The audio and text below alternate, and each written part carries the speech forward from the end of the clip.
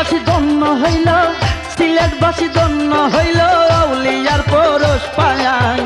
এই বাংলাতে শুইয়াই আছেন 360 জন আউলিয়া, সিলেটেতে শুইয়াই আছেন 360 জন আউলিয়া।